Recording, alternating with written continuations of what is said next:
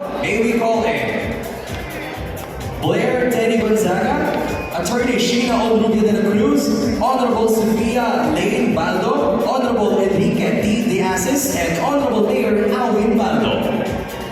And of course, all of our second runner-up is, who's your band?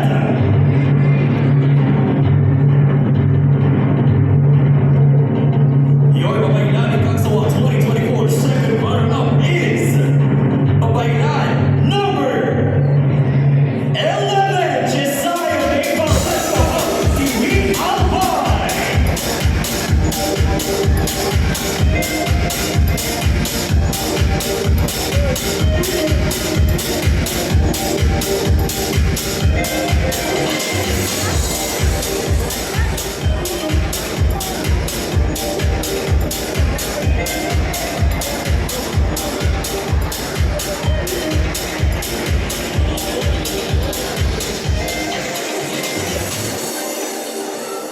Something in the sound.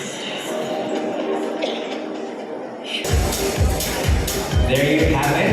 Before we announce our next titles, we'd just like to say, kung kanina sa top 10 going to top 4, very, very, very close fight. This time, it's a very, very, very, very close fight. Points lang ang pinagkaiba nilang lahat. They all deserve crowns. But this time, we will now be awarding the Babaylan CAGSAWA 2024 first runner-up. And to present the award, may I call in Honorable Mayor Alwin Baldo, Honorable Enrique De Asis, Honorable Sofia Lane Baldo, Honorable Warren Medalla Sorsogon, and Blair Teddy Gonzaga. 2024 first runner-up is no other than Babaylan candidate number.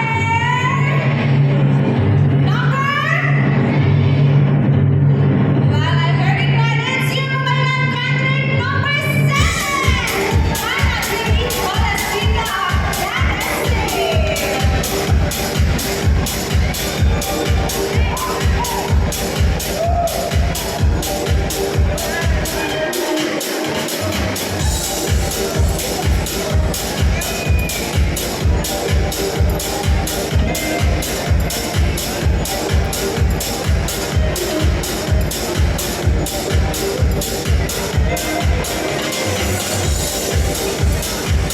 congratulations to our Babaylan CAGSAWA 2024.